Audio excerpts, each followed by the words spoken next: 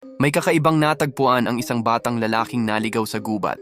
Hindi kalayuan, mayroong isang misteryosong kuweba at may mga tabla ng kahoy na inilagay ng kung sino sa bukana ng kuweba upang harangan ito. Alam mo, ang lugar na ito ay 500 kilometro ang layo mula sa lungsod.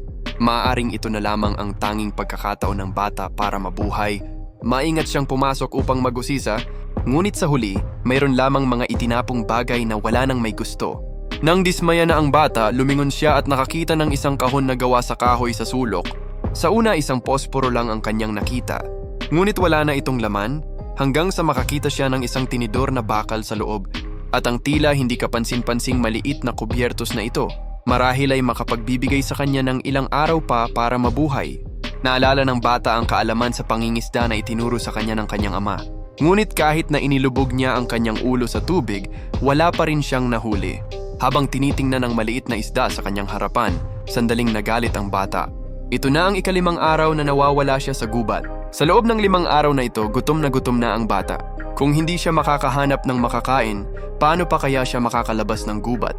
Nang malapit ng sumuko ang bata, habang tinitingnan ang paglubog ng araw na natatakpan ng mga dahon, may bigla siyang naisip at dahan-dahang tiningnan ang kanyang jacket.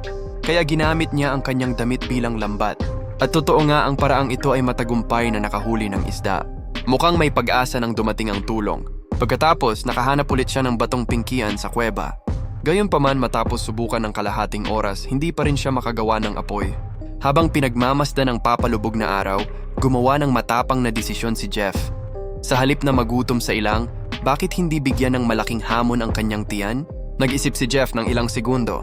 Kahit gutom, iginalaw pa rin niya ang kanyang bibig. Ngunit tila hindi madaling kainin ang isdang ito. Maaari lamang niyang piliing durugin muna ito gamit ang tinidor na bakal. Pagkatapos ay himayin ang laman ng hilaw na isda.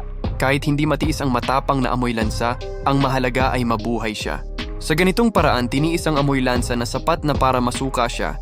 Sa wakas ay nakakain ng husto si Jeff. Gayunpaman, nang magising siya kinabukasan, may narinig siyang tunog na nagmumula sa itaas ng kanyang ulo. Isang eroplano ang mabilis na dumaan. Sumigaw si Jeff para humingi ng tulong. Ngunit paano siya maririnig sa itaas ng kalangitan? At sa sandaling iyon, hindi sinasadyang natumba siya sa lupa. Hoy! Saan ka pupunta?